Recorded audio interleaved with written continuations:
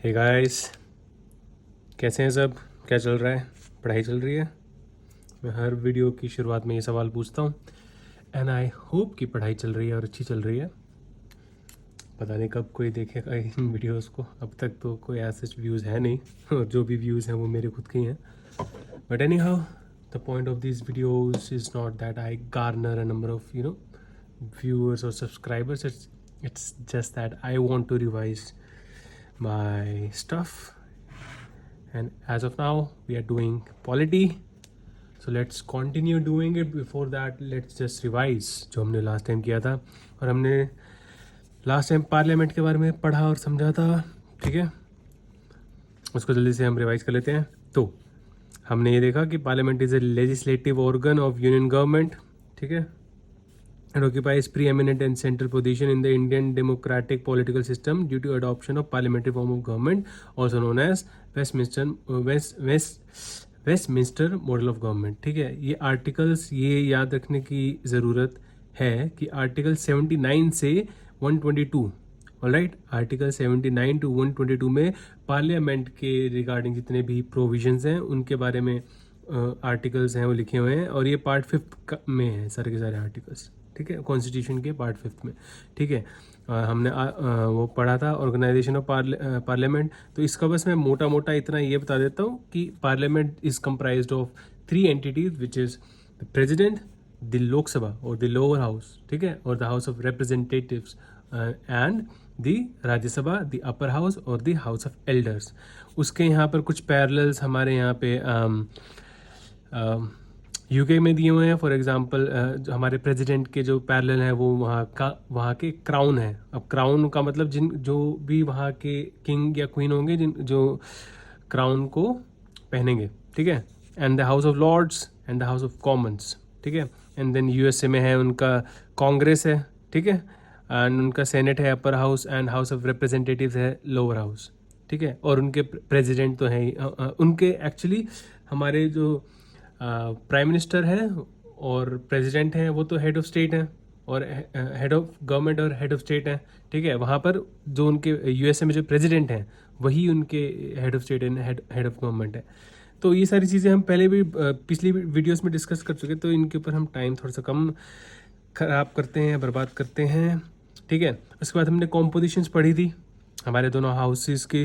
ठीक है, तो राज्यसभा है जैसे उनकी इसकी कॉम्पोजिशन रहती है 250 सीट्स होती हैं उसके अंदर, एंड उन 250 सीट्स में से 238 होती हैं are to be representatives of the states and the union territories elected indirectly. This is very important कि राज्यसभा में जितने भी हमारे जो मेंबर्स आते हैं वो इनडायरेक्टली इलेक्ट होकर आते हैं, और वो रिप्रेजेंटेटिव्स ऑफ द स्टेट्स होते हैं एंड द यूनियन टेरिटरीज होते हैं। उसके अलावा हमारे पास 12 नॉमिनेटेड मेंबर्स होते हैं ऑफ द पार्लियामेंट जो हमारे प्रेसिडेंट नॉमिनेट करते हैं।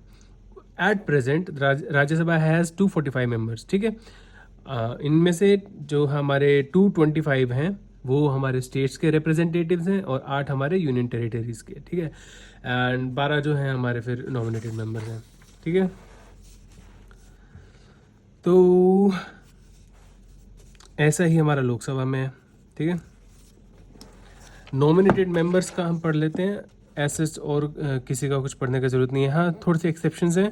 फॉर एग्जांपल यहाँ पे see the representatives of each union territory in the Rajya Sabha are indirectly elected by members of an electoral college. ये मतलब वोटर बेस हो गया इलेक्टोरल कॉलेज का मतलब, specially constituted for the purpose. ठीक है, एक अलग से इसी पर्पस के लिए हमारा इलेक्टोरल कॉलेज या एक वोटर बेस बनाया जाता है जो इनडायरेक्टली इलेक्ट करेंगे यूनियन टेरिटरीज के मेंबर्स को इन द राज्यसभा। ठीक है, this election is also held in accordance with the system of proportional representation by means of the single transferable vote. ये क्या होता है, जब हम प्रेसिडेंट पढ़ेंगे तो समझेंगे। ये जो स्टेट्स के जो रिप्रेजेंटेटिव्स आते हैं राज्यसभा में उसमें भी सेम रहता है, proportional representation by means of single transferable vote. ठीक है, और क्या है, out of the 9 union territories जो है हमारे पास only 3 Delhi, Puducherry and Jammu and Kashmir have the representation in Rajya Sabha. ठीक है, ये एक इंपॉर्टेंट चीज़ है याद करने की। The population of other 6 union territories are too small to have any representatives in the Rajya Sabha. Okay, अब नॉमिनेटेड मेंबर्स के बारे में बात कर लेते हैं। बेसिकली हमें इतना याद रखना है कि जिन जिन लोगों के पास कोई स्पेशल नॉलेज है या जिनको हमारी आर्ट, साइंस या लिटरेचर या सोशल सर्विस की फील्ड में उनका प्रैक्टिकल एक्सपीरियंस है, उनको हमारे प्रेसिडेंट जो है वो राज्यसभा में नॉमिनेट करते हैं। अब उसके अलावा हम लोकसभा की बात कर रहे थे, तो लोकसभा में क्या है, हमारे मैक्सिमम नंबर ऑफ जो सीट्स हैं वो हो सकती हैं 552, बट 552 सीट्स है नहीं, 545 सीट्स है मेरे ख्याल से। Out of this 530 members are to be representative of the state, 20 members are to be, हाँ 545 जो है हमारी वो सीट्स हैं एट प्रेजेंट। 552 हो सकती हैं, पर उसमें से 7 जो सीट्स हैं वो वेकेंट है। Of these 524 members represent the states, 19 members represent the union territories and 2 Anglo-Indian members are nominated by the president. अब ये जो Anglo-Indian nominations है ये खारिज हो चुके हैं 2020 से, ठीक है। स्टेट्स के रिप्रेजेंटेशन की अगर हम बात करें तो the representatives of states in Lok Sabha are directly elected by the people. हाँ, तो अब मैंने पहले भी बताया था कि राज्यसभा में जितने भी जिन जिन मेंबर्स का इलेक्शन होता है वो इनडायरेक्टली होता है और लोकसभा में डायरेक्टली होता है। The election is based on the principle of universal adult franchise. ये भी मैंने लास्ट वीडियो में समझाया था कि क्या होता है। Every Indian citizen who is above the age of 18 years of age and who is not disqualified under the provisions of the constitution or any law is eligible to vote at such election. The voting age was reduced from 21 to 18 years by 61st Constitutional Amendment Act 1988. ये चीज़ याद रखने की है। ये आगे जब हम elections पढ़ेंगे तो उसके अंदर भी ये रिप्रेजेंटेशन ऑफ पीपल एक्ट 1950 1951 के अंदर ये चीज़ आ जाएगी। तो ये सारी चीज़ें रिपीट होती रहेंगी। तो कुछ कुछ चीज़ें जो रिपीट होंगी वो तो अच्छे से याद हो ही जानी चाहिए, ठीक है। तो रिप्रेजेंटेशन ऑफ यूनियन टेरिटरीज, यहाँ पर भी हमारा डायरेक्ट इलेक्शंस होंगे। The constitution has empowered the parliament to prescribe the manner of choosing the representatives of union territories in the Lok Sabha, ठीक है। कॉन्स्टिट्यूशन बोलता है पार्लियामेंट को कि भाई तुम ही देखो किस मैनर में तुम्हें इलेक्शन करवाने हैं। Accordingly the parliament has enacted the union territories act, जिसका प्रोविजन क्या है, direct election to the house of the people for union territories in 1965, ठीक है। तो ये याद रखने की चीज़ है। Union Territories Direct Election to the House of the People Act 1965, by which the members of Lok Sabha from Union Territories are also chosen by direct election. Nominated members, the President can nominate 2 members, just the 2 members, can नहीं है, could है, ठीक है, from Anglo-Indian community if the community is not adequately represented in the Lok Sabha, ठीक है। अब 2020 में हमारे प्रेसिडेंट को लगा होगा, and you know the main thing is that president को लगना का मतलब यह है कि prime minister and his council of ministers को लगा होगा। क्यों? क्योंकि council of ministers headed by the prime minister are gonna aid and advise the president in the conduct of his functions and business, ठीक है। Originally, this provision was to operate till 1960, but has been extended till 2020 by the 95th Amendment Act 2009, ठीक है। तो 2020 तक ये चलता रहा है। हाँ, अब हमारे जो लोकसभा है उसके अंदर इलेक्शंस कैसे होते हैं हम वो पढ़ रहे थे, ठीक है।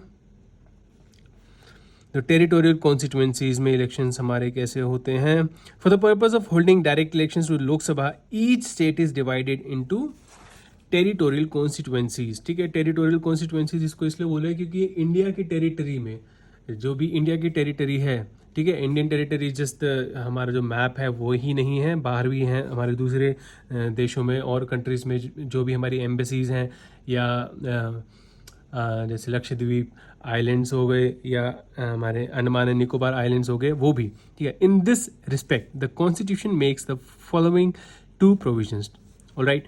Each state is allotted a number of seats, ठीक है। Each state in the Lok Sabha in such a manner that the ratio between the number and its population is same for all states, ठीक है। तो ये basically parity की बात कर रहे हैं कि हर एक स्टेट के जो पॉपुलेशन है, ठीक है, and the number of the representatives जो खड़े हो रहे हैं वहाँ से फॉर द पीपल, उनका जो रेशियो है वो सेम होना चाहिए सारी स्टेट्स का।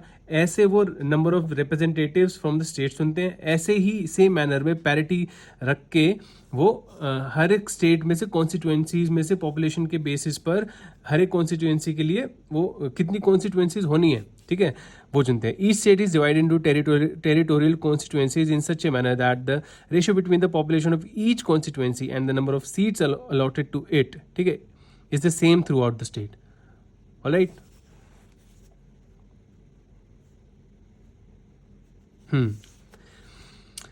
In brief, the Constitution ensures that there is uniformity of representation in two respects between the different states and between the different constituencies in the same state. Okay, the expression population means the population as ascertained at the preceding census of which the relevant figures have been published. ठीक है, अब बात यहाँ पर क्या है, हमारा जो लास्ट सेंसस था वो हुआ था 2011 में था, लेकिन हम जो हमारी जो सीट्स हैं वो लॉक्ड हैं।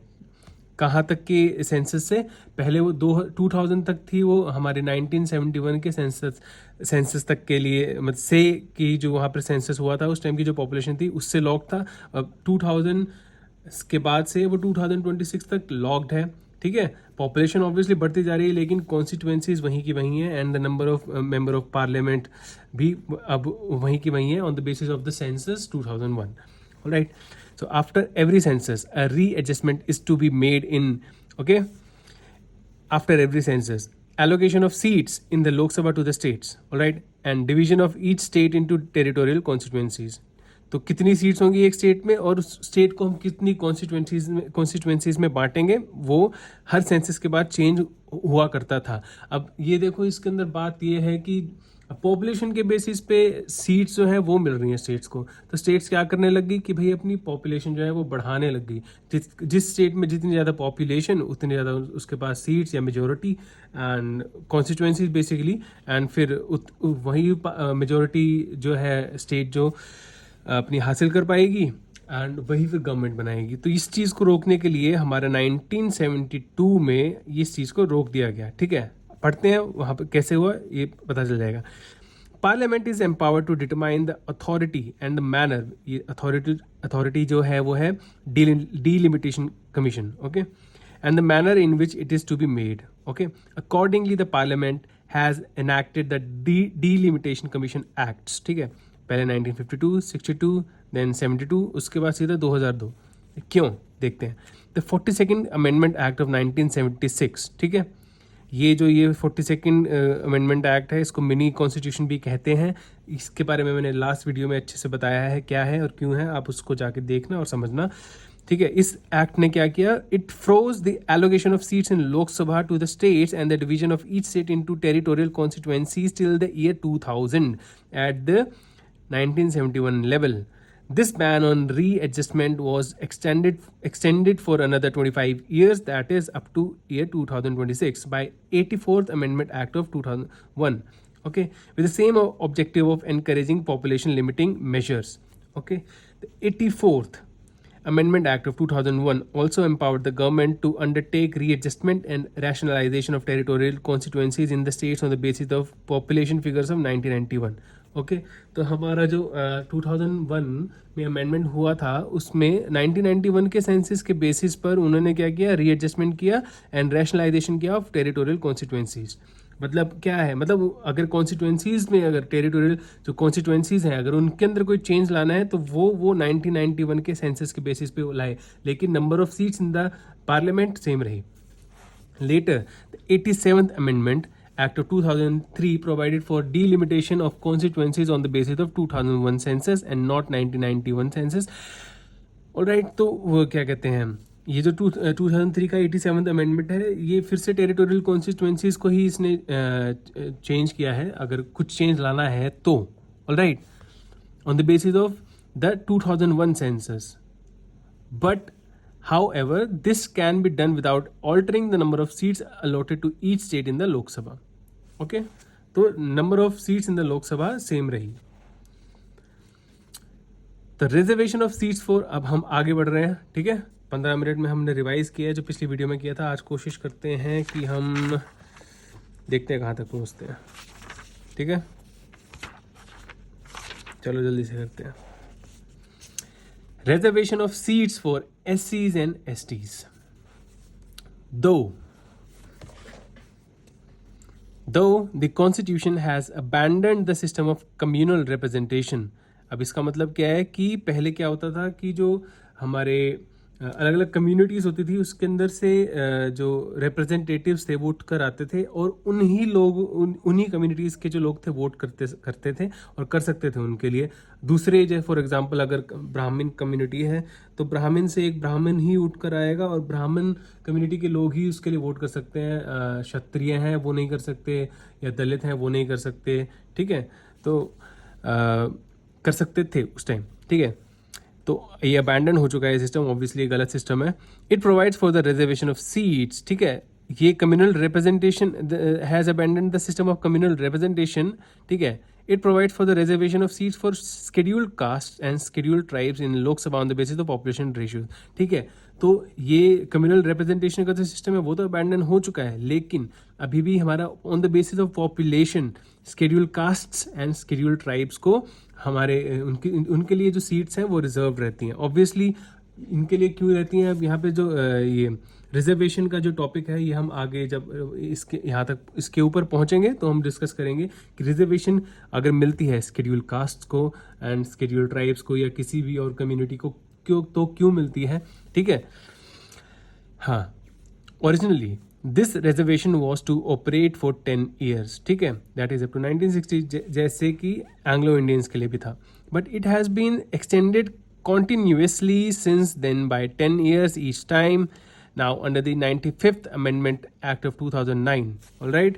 तो हम ये यहाँ पर अब देखो ये चीज़ यहाँ पे 2 बार आ चुकी है कि 95th Amendment Act, 95th Amendment Act, तो ये दोनों चीज़ें हम याद रख सकते हैं कि एंग्लो इंडियंस जो लोकसभा में हैं, ठीक है, उनको 2020 में तो बंद कर दिया, लेकिन उनका जो लास्ट एक्सटेंशन हुआ था वो 95th अमेंडमेंट एक्ट 2009 में उनका एक्सटेंशन हुआ था। ऐसे ही SCs एंड STs का जो रिजर्वेशन है एवरी 10 ईयर्स बढ़ता है, तो उनका जो एक्सटेंशन था वो भी 95th अमेंडमेंट एक्ट 2009 में हुआ था, ठीक है। This reservation is to last until 2020 and मेरे ख्याल से अभी ऑब्वियसली बढ़ चुका है या, ठीक है, या होगा। Though seats are reserved for scheduled castes and scheduled tribes, they are elected by all the voters in a constituency, ठीक है। तो वो सिर्फ जो सीट्स हैं, ठीक है, सिर्फ वो रिजर्व्ड हैं, ये नहीं कि जो इलेक्टर्स हैं या वोटर्स हैं वो भी रिजर्व्ड है। सिर्फ उनके लिए वोट जो करने आएंगे वो लोग सिर्फ शेड्यूल कास्ट को बिलोंग करने चाहिए, शेड्यूल ट्राइब्स को बिलोंग करने चाहिए, वो सारी कम्युनिटीज़ को बिलोंग करते हैं। और वो कौन होंगे, जो उस कॉन्स्टिट्यूएंसीज में रहते हैं, ठीक है, without any separate electorate. A member of scheduled castes and scheduled tribes is also not debarred from contesting a general in non-reserved seat. All right, बहुत सिंपल सी बात है कि वो नॉन रिजर्व सीट के लिए भी कंटेस्ट कर सकते हैं। तो 84th अमेंडमेंट एक्ट, अब 84th अमेंडमेंट एक्ट 2001 अब आपको यहाँ पर याद हो जाना चाहिए। हम यहाँ पे एक तो 95th अमेंडमेंट एक्ट 2009 की बात कर चुके हैं, ठीक है। उसके अलावा हम 84th अमेंडमेंट एक्ट 2001 की बात कर चुके हैं। उसके अलावा हम 87th अमेंडमेंट एक्ट 2003 की बात कर चुके हैं, ठीक है। तो 84th अमेंडमेंट एक्ट 2001 में क्या होता है, वहाँ पर हमने 1991 के सेंसस के बेसिस पे हमारी कॉन्स्टिट्यूएंसीज को रैशनलाइज और रीएडजस्ट किया था। Though the seats are reserved, okay, 84th Amendment Act 2001 provided for refixing of the reserved seats on the basis of the population figures of 1991 census as applied to the rationalization of general seats. Okay. Later, 87th Amendment Act of 2003 provided for the refixing of the reserved seats on the basis of 2001 census and non-1991 census. ये चीज़ उन्होंने यहाँ पर भी बोली है। Okay, हमने SCs and STs के बारे में जो हमारा लोकसभा से उनका कंसर्न था वो देख लिया। अब हम आगे बढ़ते हैं। First past the post system, ये क्या है? ये एक सिस्टम है जिसमें हम वोट करते हैं। फॉर एग्जाम्पल हमारे राज्यसभा में जो वोटिंग है वो क्या है? Proportional representation by means of single transferable vote. लेकिन लोकसभा में जो हमारा वोटिंग सिस्टम है वो क्या है? First past the post system. अब ये होता क्या है, इसका सिंपल मतलब क्या है? फर्स्ट पास द पोस्ट, और पोस्ट मान लो एक लेवल है, ठीक है, उसके पास्ट जो पहुंच गया पहला, ठीक है, वो जीत गया। तो इसको देखते हैं। दो, the Constitution has adopted the system of proportional representation in the case of Rajya Sabha. It has not preferred the same system in the case of Lok Sabha. Instead, it has adopted the system of system of territorial representation, first past the post system. तो हम यहाँ पर एक और क्या चीज़ समझ आई कि first past the post system को टेरिटोरियल रिप्रेजेंटेशन भी कहते हैं। एंड ऑब्वियसली एक टेरिटरी है, ठीक है। अब वहाँ से उठ के एक बंदा है, उसने कैंपेनिंग की और उसके लिए वोटिंग हुई और वो जीत गया। अब वो उस पूरी टेरिटरी को, उस कॉन्स्टिट्यूएंसीज को रिप्रेजेंट कर रहा है, तो टेरिटोरियल रिप्रेजेंटेशन, ठीक है। For election of members of Lok Sabha, under the territorial representation every member of legislature, ठीक है, represents a geographical area known as constituency, ठीक है। From each constituency only one representative is elected, hence such a constituency is known as single member constituency. In this system a candidate who secures majority of votes is declared elected, मतलब जिसके पास सबसे ज़्यादा votes आएंगे, ठीक है, वो उसको हम डिक्लेयर कर देंगे कि वो इलेक्ट हुए हैं या इलेक्ट हुआ है। दिस सिंपल मेजोरिटी सिस्टम, ठीक है, simple majority system of representation does not represent the whole electorate। अब इसका मतलब क्या है? इसका मतलब मैं तुम्हें समझाता हूँ। Where is my notebook? Wait a second। हाँ, तो इसके अंदर 100 पीपल हैं एंड इस यहाँ से हमारे 5 लोग खड़े हो गए, ठीक है। पहले यहाँ पर A, B, C, D and E। A को मिले 20 वोट्स, B को मिले 10 वोट्स, C को मिले 8 वोट्स, D को मिले 5 वोट्स, E को मिले लेट्स से 3 वोट्स। तो कितने हो गए? ये हो गए 30, 38 एंड 43 एंड 46 एंड एक प्रोविज़न होता है नोटा, ठीक है। तो 54 लोगों ने बोला कि हमें किसी को इलेक्ट ही नहीं करना। ऐसे होता नहीं है, सिर्फ 4% लोग नोटा के ऊपर प्रेस करते हैं, सॉरी। हाँ, तो अब यहाँ पर क्या है, ए को मिले 20 वोट, तो 20 लोगों ने, which is just 20% of these 100 people from this constituency, ठीक है, उन लोगों ने ए के लिए वोट किया। अब यहाँ पर क्या है कि ABCD में से सबसे ज़्यादा वोट तो ए को मिले हैं, लेकिन 80% लोगों ने ए के लिए वोट नहीं किया है, ठीक है। बट जीतेगा कौन? ए। रिप्रेजेंट कौन करेगा कॉन्स्टिट्यूएंसी? लेट्स से इस कॉन्स्टिट्यूएंसी को हम टी कह देते हैं। कॉन्स्टिट्यूएंसी टी को रिप्रेजेंट कौन करेगा? ए। So although he is not representing the whole population there, he still he still gets elected because of this system, which is first past the post system. In other words, it does not secure due representation to minorities, small groups. हाँ, इसका representation does not represent the whole electorate. Obviously, the system of proportional representation aims at removing the defects of territorial representation. जो राज्यसभा में हम use करते हैं proportional representation, it aims at removing the defects of territorial representation. तो this is जो अभी मैंने बताया, ये एडिक्वेटली एंड यूनिफॉर्मली रिप्रेजेंट नहीं करता है, ठीक है। तो ये इसका एक डिफेक्ट है first part of post system का, टेरिटोरियल रिप्रेजेंटेशन का। Under this system all sections of the people get representation in proportion to their number, even the smallest section of the population gets its due share of representation in the legislature. The system of proportional representation aims at removing the defects of territorial representation. Under this system, which system? The proportional representation, all section of the people get representation in proportion of their numbers. Okay, कि जो उनके number है वो उस हिसाब से अपना representation कर पाते हैं under the system of proportional representation. Even the smallest section of the population gets its due share of the representation in the legislature by the proportional representation system. There are two kinds of proportional representation, namely the single transferable vote and the list system. All right. In India, the first kind is adopted for the election of members to Rajya Sabha and the state legislative councils and for electing the president and the vice president. तो यहाँ पर एक ये बहुत important चीज़ यहाँ पर बता दी गई है कि प्रेसिडेंशियल इलेक्शंस, वाइस प्रेसिडेंट के elections, Rajya Sabha and state legislative council. State legislative councils क्या होती हैं ये बताऊंगा मैं जब यहाँ इसके ऊपर हम पहुँचेंगे। तो इनके लिए हम यहाँ पर proportional representation with single transferable vote वाला जो सिस्टम है वो यूज़ करते हैं। लिस्ट सिस्टम हम यूज़ नहीं करते। दो some members of constituent assembly had had advocated system of proportional representation for election of members to Lok Sabha, the constitution has not adopted the system due to two reasons. ठीक है, सबसे पहले reason तो यही है कि वो बहुत कॉम्प्लिकेटेड हो जाएगा एक कॉमन मैन के लिए. बाकी रीजंस देखते हैं. Difficulty for voters to understand the system which is complicated due to the low literacy skill in the country. But the thing is that कि येस आज के टाइम पे भी लिटरेसी रेट थोड़ा है कम इंडिया में, बट उस टाइम ज़्यादा प्रेवलेंट था. तो उस टाइम के हिसाब से हम कह सकते हैं कि ये जो सिस्टम था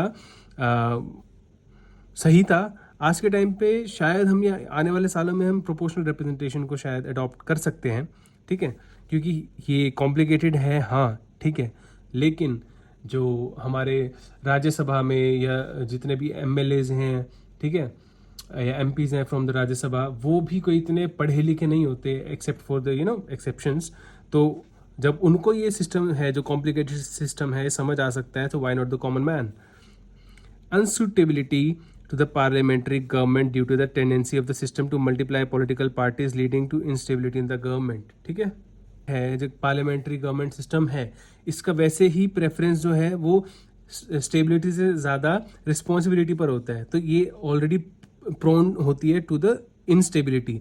तो ये जो सिस्टम है सिंगल ट्रांसफरेबल वोट वाला, प्रोपोर्शनल रिप्रेजेंटेशन वाला, ये और इंस्टेबिलिटी इन द गवर्नमेंट लाने की कोशिश करता है. मतलब कोशिश तो क्या ही करता है, बट इसकी टेंडेंसी होती है लाने की. तो इसलिए हमने इसको नहीं चुना है फॉर द लोकसभा. एक बार फिर से पढ़ देते हैं. Unsuitability to the parliamentary government due to the tendency of the system to multiply political parties, ठीक है, leading to instability in the government. Additionally, the system of proportional representation, okay, has the following demerits. ठीक है, proportional representation के demerits भी देख लेते हैं. ठीक है, it is highly expensive. Okay, it does not give any scope for organizing by elections. ठीक है, by elections क्या होते हैं? For example, हमने election करवाई लोकसभा में, ठीक है, और वहाँ पे कोई इलेक्ट होकर आ गया, लेकिन उनकी let's say डेथ हो गई और मे बी उन्होंने रिज़ाइन कर दिया. ठीक है, या वो डिसक्वालीफाई हो गए. ठीक है, या वो मे बी वो बीमार हो गए.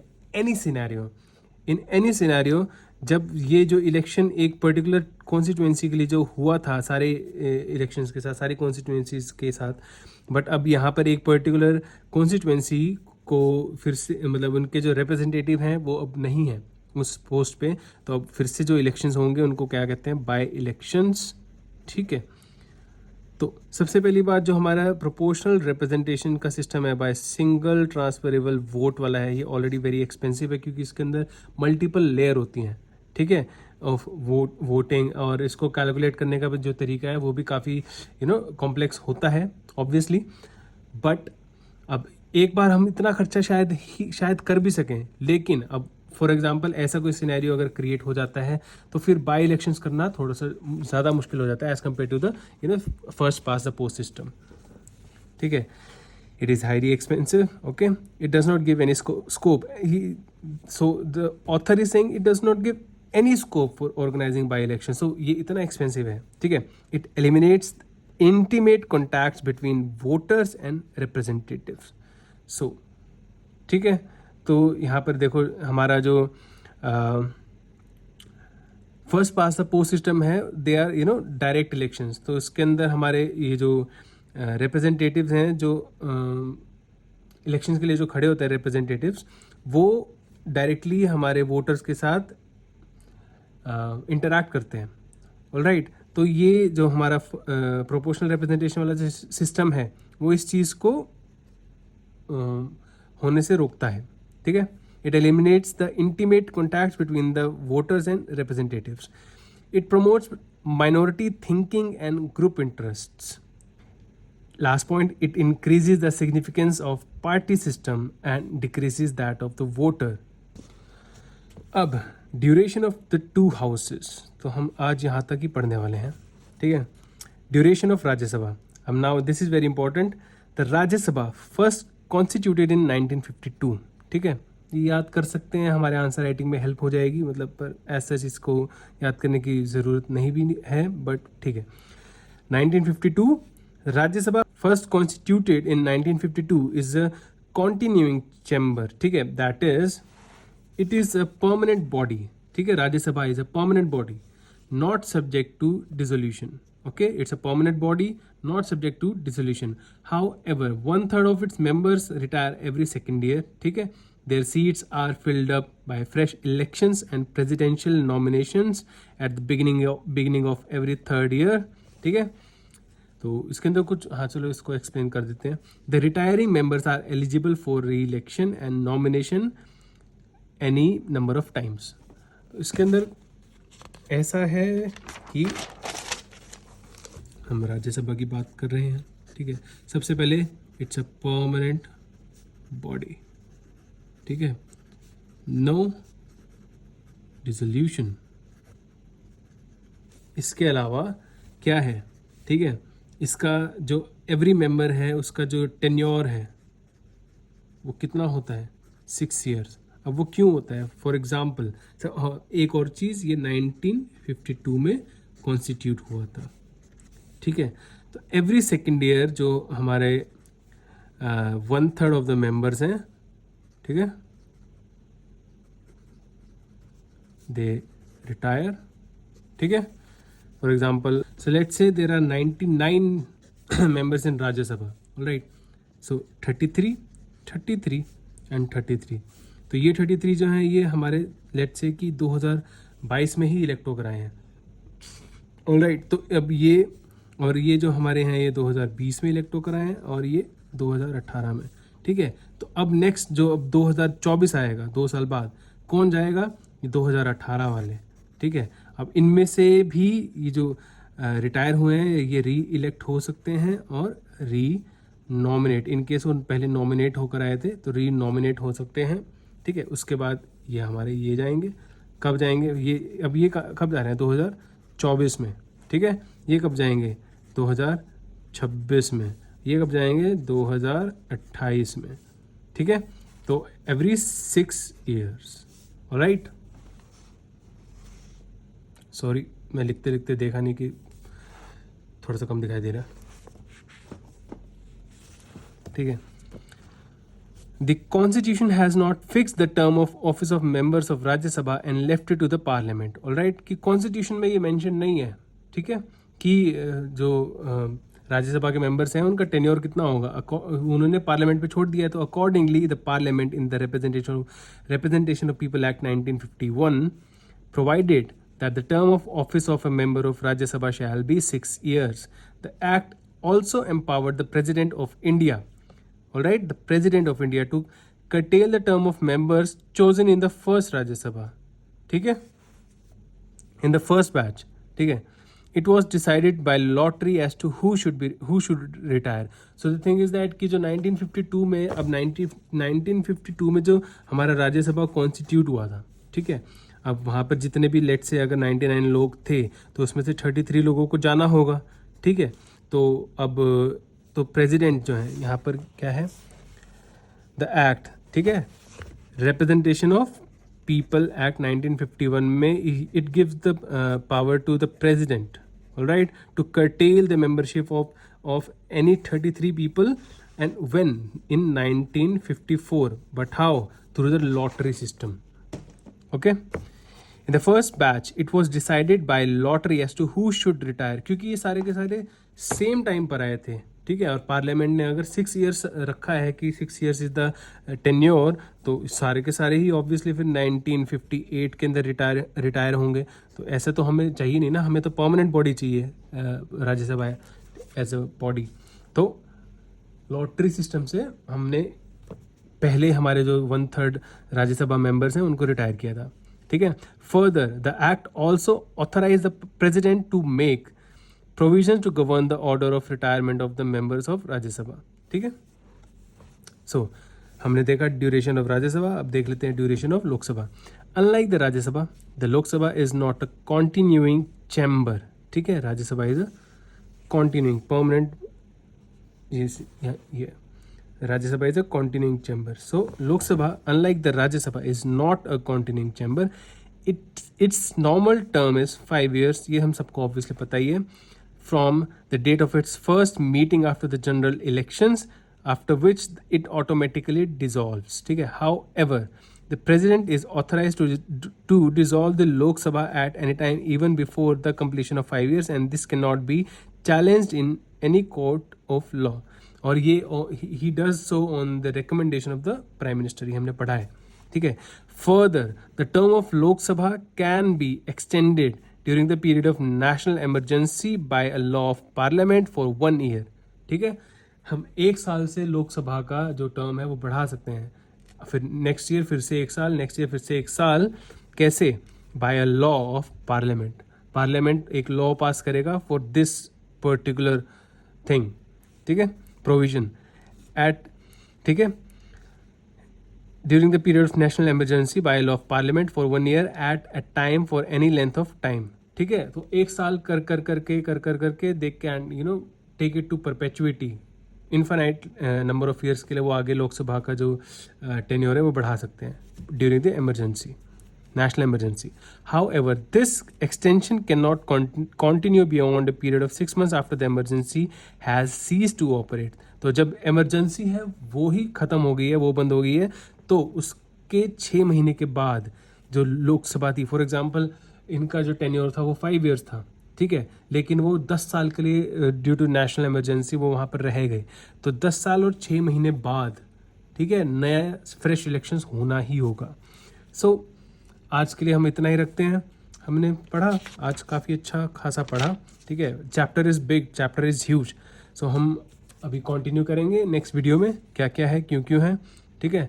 टिल देन आप पढ़ते रहें और समझते रहें, और कुछ मेरे को समझाने को हो, because I am just another UPSC aspirant like you, और मैं भी बस सीख ही रहा हूँ और सीखते सीखते सिखाने की कोशिश कर रहा हूँ. And till next time, take care and keep studying. कोई भी अगर प्रॉब्लम या डाउट हो कमेंट सेक्शन में आप लिख सकते हैं. All the best, see you in the next video.